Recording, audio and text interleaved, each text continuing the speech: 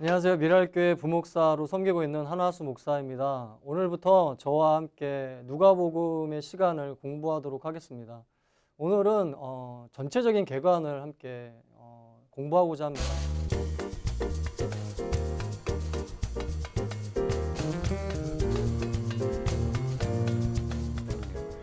인생이라는 게 전인미답의 길이라고 얘기를 합니다. 전인미답이라는 게 이전에는 한 번도 걸어보지 못했던 길이라는 의미겠죠. 그러니까 인생은 초행길이라는 의미겠죠. 누구나 인생은 처음 살지 않습니까? 저도 이제 지금 올해 41가 됐는데 그렇게 보이지 않으셨을 수도 있지만 제가 41거든요. 그러니까 40대에 들어서서 2년째 지금 살아가고 있는데 40대의 길을 이제 처음 걷는 거겠죠. 처음 걷다 보니까 처음 걷는 것만큼 느껴지는 게 되게 다양하더라고요. 이전에는 체력적으로 많이 힘들지 않았는데 40이 넘어서면서 조금 밤을 새거나 또 조금 힘들게 일을 하면은 체력적으로 굉장히 부담이 되고 이전에는 느끼지 못했던 경험들을 하게 됩니다. 처음 걷는 거니까 이런 걸 처음 겪는 거죠. 또한 이전에는 아버지로서 또 남편으로서 그렇게 큰 무게감과 부담감들을 많이 느끼지 않았었는데 40대 들어서면서 좀 부담감이나 무게감들이 많이 생기더라고요. 그게 이제 아마 40대 들어서서 아마 느끼는 새로운 부담감인 것 같습니다. 이런 식으로 인생이라는 게 저만 그런 것이 아니라 여기 앉아 계신 분도 그러실 것이고 이 방송 시청하시는 여러분들도 아마 그러실 것입니다. 인생이라는 건 처음 걷는 거죠. 30대든 20대든 10대든 전 앞으로 50대가 될 거지만은 50대가 되어서도 아마 그 길은 처음 걸을 거예요. 그래서 제가 알지 못하는 여러 가지 경험들과 지식들과 깨달음이 50대 때는 또 있을 것입니다. 이렇게 인생이라는 것 자체가 전인미답의 길을 걷는 거거든요. 이전엔 누구도 걸어보지 못했던 처음의 길을 걷는 거죠. 그래서 이 길을 걷기 위해서 꼭 필요한 게 뭐냐면 지도라고 생각합니다. 길을 잃지 않기 위해서 지도를 보면서 이렇게 걸어가는 게 굉장히 중요하겠죠. 오늘 누가복음 시간에는 이 전체적인 그림을 한번 그려보고 싶은데 이게 무슨 의미냐면 지도를 함께 그려보고 싶은 것입니다. 지도를 함께 그려서 우리가 처음으로 걷는 이 누가복음의 길을 좀 길을 잃지 않고 방향을 분명하게 잡고 하나님께서 저희들에게 이루고자 하는 방향을 향해서 좀 나아갔으면 싶습니다. 그럼 지금부터 누가복음 본격적으로 시작하도록 하겠습니다.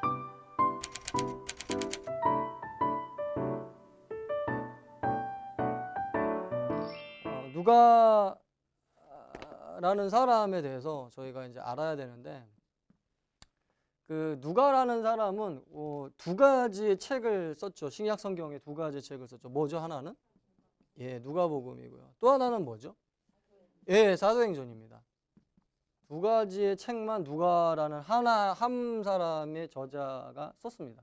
신약 성경은 참 많은 저작꾼들이 있거든요. 많은 저술을 하는 사람들이 많아요. 근데 누가라는 사람의 저술가를 통해서는 하나님께서 누가복음과 사도행전을 쓰게 하셨습니다. 그런데 이 누가복음과 사도행전의 저자인 누가는 우리가 보통 누구로 알고 있나요? 의사로 알고 있죠. 의사로 알고 있는데 누가의 새로운 정체성 좀 새롭게 들을 수 있는데 누가의 새로운 정체성은 뭐냐면은 여행자죠. 여행자. 누가가 의사로만 많이 알고 계시는데 누가는 오히려 이 여행자의 정체성이 더 강한 것으로 보입니다.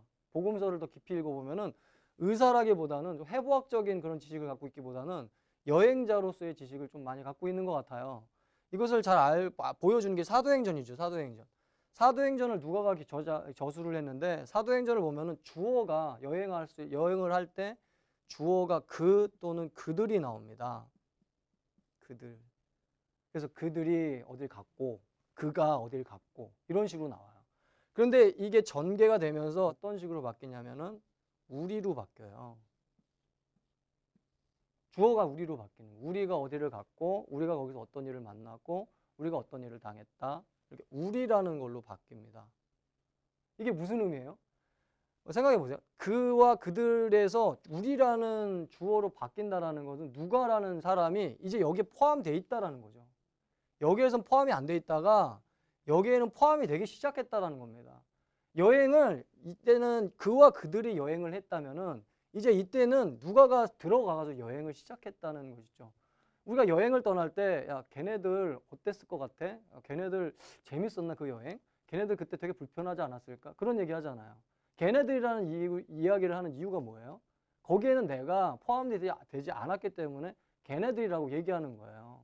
그런데 야, 우리 여행 재밌었지? 우리 여행 괜찮았지? 야, 그때 만난 사건 어땠냐? 우리라는 말을 쓰는 거는 뭐 때문에 우리라는 말을 쓰는 거죠? 내가 그 여행을 참여했기 때문에, 내가 그 여행에 참여한 여행자였기 때문에 우리라는 말을 쓰게 된다는 거예요. 그래서 사도행전에서 우리라는 주어로 변화되는 모습을 통해서 누가라는 사람은 어떤 정체성을 갖고 있다? 여행자라는 정체성을 가지고 있다라고 생각하면 맞겠습니다. 그런데 이 여행자라는 정체성이 왜 되게 중요하냐면, 누가가 왜 여행자라는 정체성을 갖게 되냐면, 이게 왜 중요하냐면, 이 여행자였기 때문에 뭐가 변화되냐면은 언어가 변화돼요. 언어. 이걸 대표적으로 알려주는 게 마태복음 8장과 누가복음 8장입니다. 여기에는요 갈릴리가 나와요. 근데 마태복음은 갈릴리에 광풍이 막 불어요. 광풍이 부는데 마태복음에서 이 갈릴리에서 광풍이 부는 걸 갈릴리 바다에 광풍이 분다고요. 얘기가 나오고요. 기록이 돼 있고요. 누가 8장에서는 갈릴리를 뭐라고 표현하고 있을까요? 호수라고 표현을 하고 있습니다. 여기는 바다라고 그랬죠? 바다고요. 여기는 호수예요. 같은 갈릴리인데 마태는 바다라고 했고요. 누가의 언어는 갈릴리가 호수예요. 호수. 천지차이죠. 바다와 호수는 천지차이잖아요. 바다는 굉장히 넓고 굉장히 깊은 물웅덩이입니다. 호수는 넓고 바다보다는 덜 넓죠. 바다보다는 덜 깊고. 이게 누가가 호수라고 부를 수 있었던 거는 한 가지 때문이죠. 마태가 볼 수 없었던 한 가지를 봤기 때문입니다. 뭐죠? 바다를 봤어요. 누가가 지중해라는 바다를 봤습니다. 사도행전에서 복음 전파를 하면서 복음 전파의 여행을 하면서 이 그 지중해라는 바다를 본 거예요. 엄청나게 큰 바다를 본 거예요. 무시무시한 바다이기도 하지만 그 바다를 이 누가가 직접 본 겁니다. 직접 봤으니까 이전에 보지 못했던 세계가 들어온 거죠. 저는 미국을 가지 않았지만 미국을 가지 않았기 때문에 저한테는 미국이라는 세계가 없어요. 듣기만 하지 본 세계는 없습니다. 여기서 이 자리에 앉아 계신 분도 아마 그 여행 다닐 때 그 여행지를 봤기 때문에 제가 보지 못했던 세계를 갖고 계신 분들이 계실 거예요. 저는 그 여행지에 대한 세계가 없습니다. 왜냐하면 가서 본 적이 없거든요. 마찬가지죠. 누가도 지중해라는 것을 봤기 때문에 그 언어가 뭘로 변화됐어요? 바다에서 호수로 변화된 거예요. 마태는 본 적이 없어요. 지중해를. 마태라는 사람은. 바다라는 것을 그래서 사용을 한 거죠. 뭐가 이 언어를 변화시킨 거예요? 여행자라는 정체성이 이 언어의 변화를 낳았다는 거예요. 이게 굉장히 중요한 것입니다. 그렇다면 이 언어의 변화에서 끝나는 것이 아니라 이게 뭘로 이어지냐면 구조의 변화까지 이어지게 돼요. 구조의 변화. 이걸 좀 쉽게 풀어보자면은 복음서는 4개가 있죠. 처음에 뭐죠? 마태복음, 마가복음, 누가복음, 요한복음입니다. 마태, 마가, 누가, 요한이에요.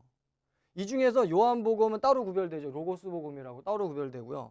마태, 마가, 누가복음은 공간복음이라고 해서 구별이 되죠. 공간복음으로 분류가 됩니다. 이게. 공간이라는 건 뭐죠? 공유한다. 뭘? 관점을. 관점을 공유하는 거예요. 서로. 같은 관점으로 바라보는 거죠. 그래서 관점을 공유하는 복음서다. 그래서 마태, 마가, 누가를 분류를 하는데 그 관점이 공유된다고 해서 안에 있는 디테일한 구조가 같은 건 아닙니다. 각각의 구조가 고유하게 달라요. 마태복음 같은 경우는 예수님의 5대 설교를 중심으로 전체적인 복음서가 짜여져 있습니다. 구조가 달라요. 복음서라는 그러니까 마태복음은 5대 설교라는 구조를 갖고 전체가 흘러가요. 근데 마가복음은 아주 독특한 복음인데 도성밖의 복음이라고 해서 보통은 갈릴리에서 지내다가 예루살렘으로 가시거든요. 예수님과 제자들이. 근데 마가복음에서는 갈릴리 밖으로 한번 나갔다가 예루살렘으로 가는 모습이 마가복음에 나와요. 그래서 도성 안에서만 있다가 그러니까 예루살렘으로 간 게 아니라 도성 밖으로 가는 복음. 이게 마가복음의 굉장히 고유한 특징이죠. 누가복음은 뭐가 있을까요? 눈치채셨나요? 누가복음은 이것과 연결됐겠죠. 여행을 한 사람이고 이 여행을 통해서 갈릴리를 호수로 볼 수 있는 언어의 변화가 있던 사람이고 이 언어의 변화가 뭐가 연결된다고요?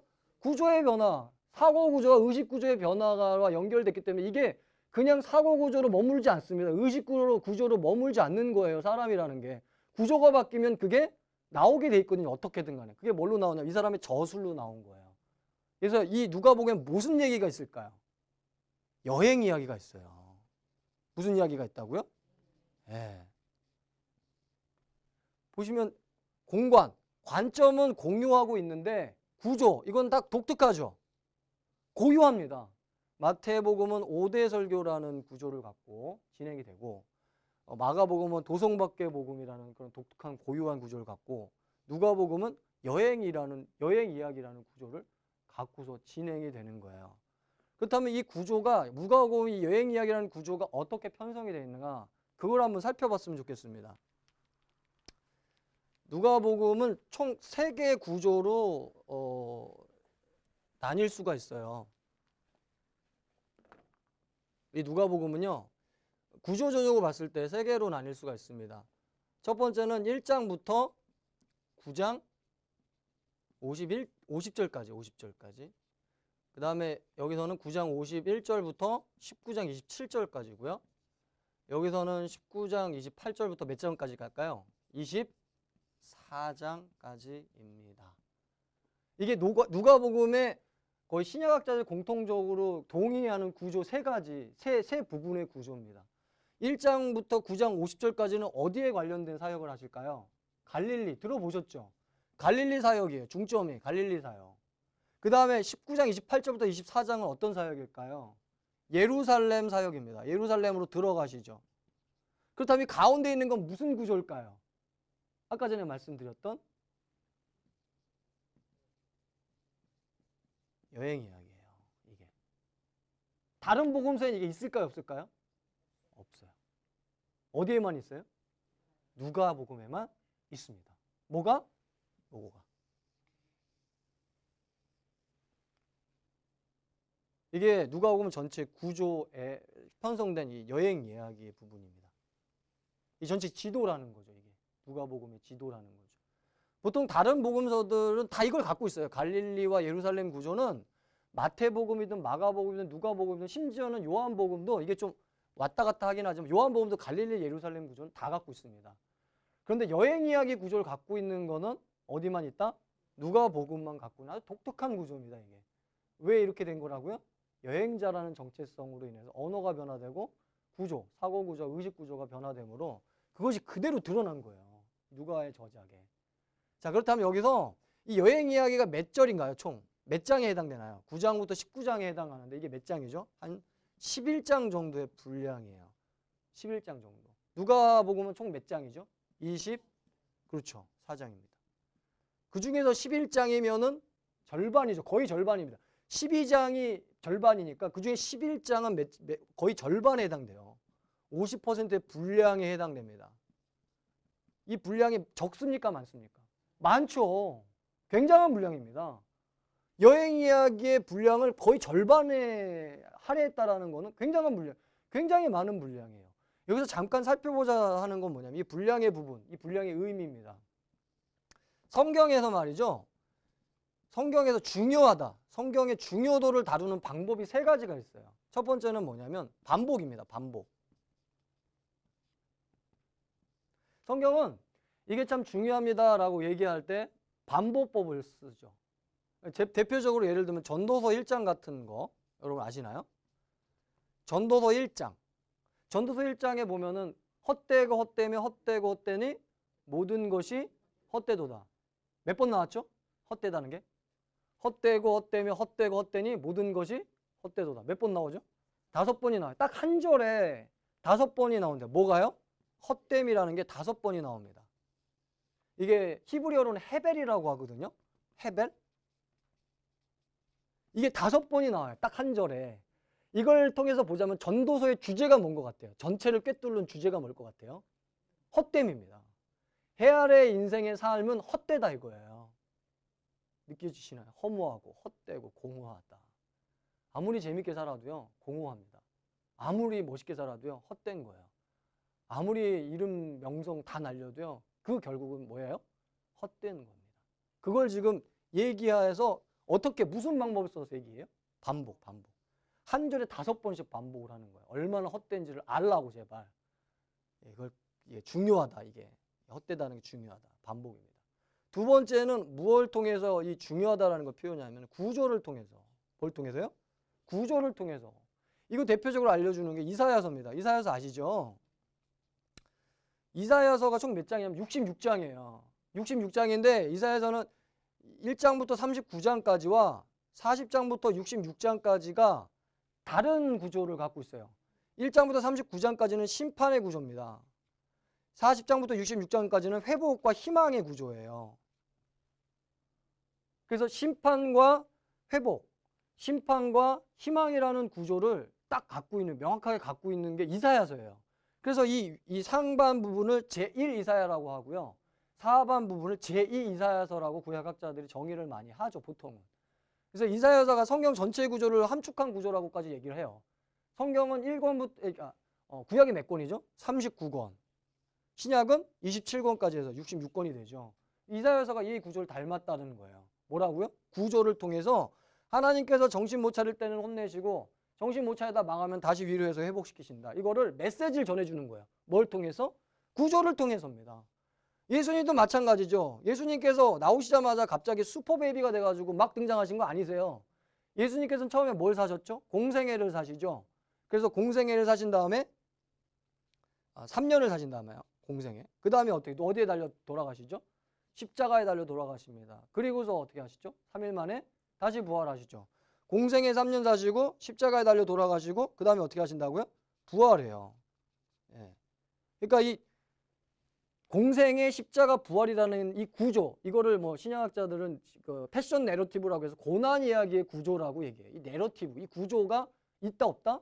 있다는 겁니다. 이 구조를 통해서 예수님의 구원을 이야기해주고 있고 예수님이라는 하나님의 메시지를 알려주고 있는 거예요. 구조를 통해서. 마지막 세 번째, 성경이 중요하다고 얘기하는 방법이 뭔가 하냐면은 뭐라고요? 분량입니다. 분량.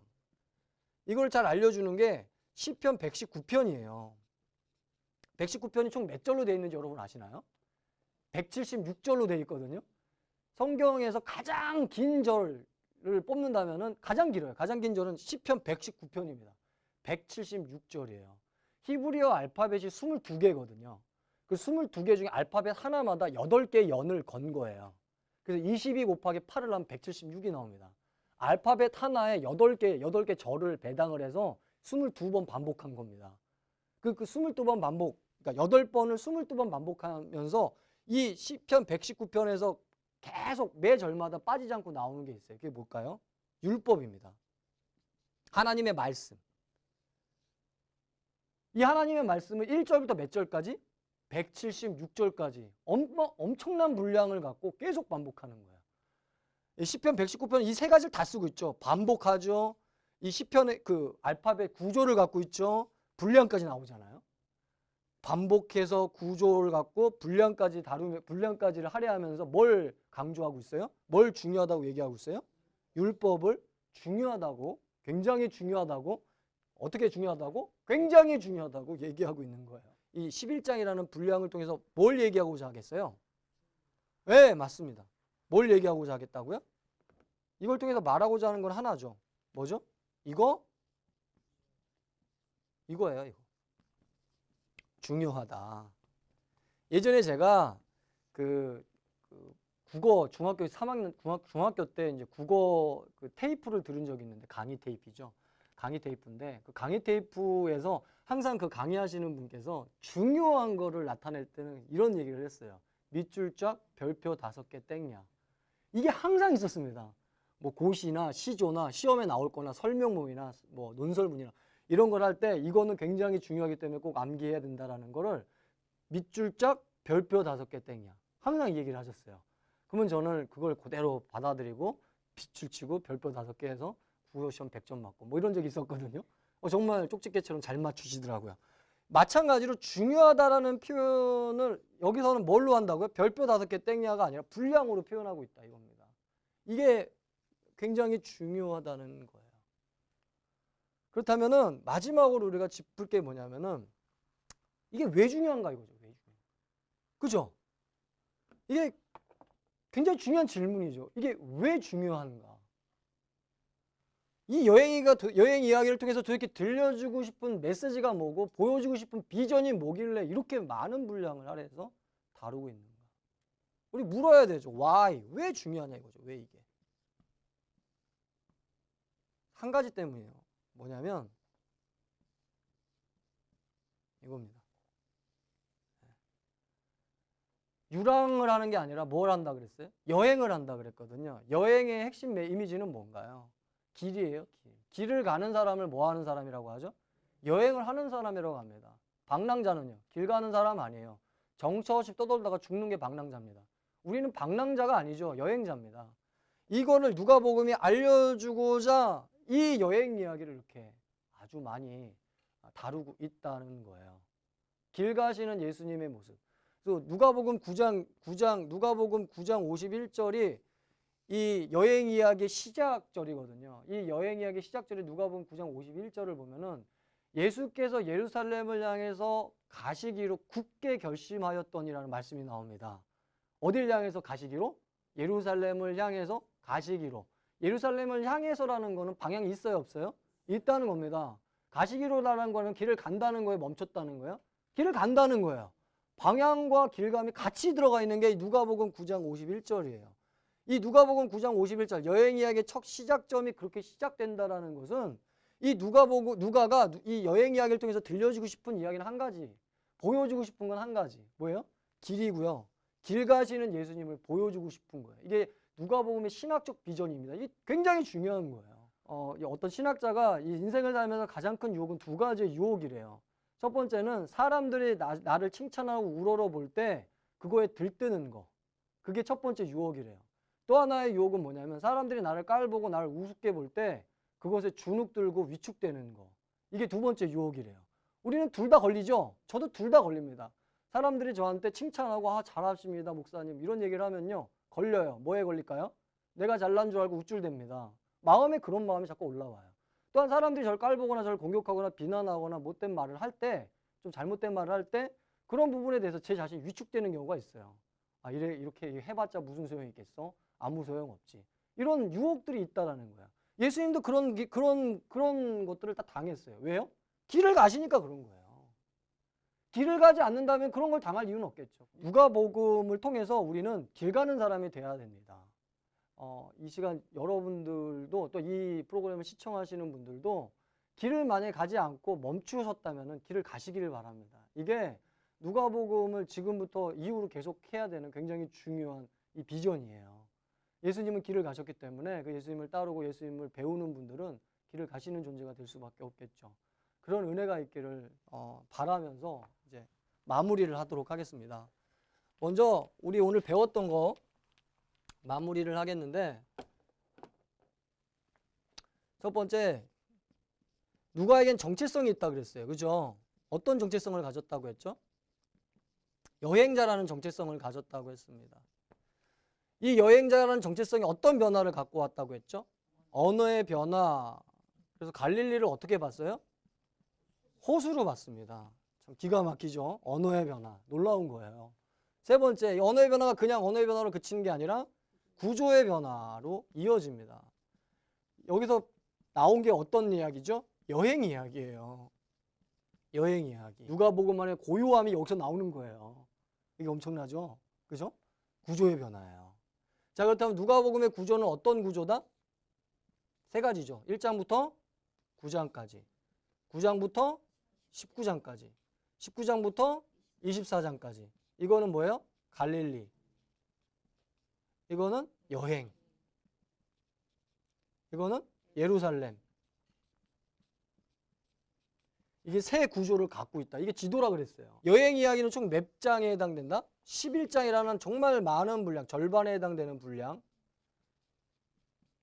분량을 갖고 있습니다. 11장이라는 절반에 해당되는 분량을 갖고 있어요. 성경에서 중요하게 여기는 건 세 가지라 그랬죠. 중요하다라는 것을 표현하는 방법. 반복, 구조, 분량이라고 했어요. 이게 의미하는 바가 뭐라고? 이렇게 많은 분량을 하라는 게 중요하다. 별표 5개. 중요하다. 왜 중요할까요? 이게 마지막 의미죠. 의미. 왜 중요하죠? 길 때문에 중요하다는 거예요. 누가복음을 볼 때 반드시 길 가는 존재가 되길 바랐기 때문에 길 가는 수 있도록 돕기 위해서 누가라는 사람을 통해서 하나님이 누가복음을 주신 거죠. 그래서 이 시간 마지막으로 부탁드리고 싶은 것은 저도 그렇고 여러분도 그렇고 삶의 여러 가지 애환과 굴곡들을 통해서 길 가는 거 접지 마시고 길을 가시는 저와 여러분 되셨으면 하는 바람이 있습니다. 저희 강의는 여기까지입니다. 지금까지 시청해 주시고 지금까지 봐주신 여러분 진심으로 감사합니다. 다음 주에 뵙겠습니다.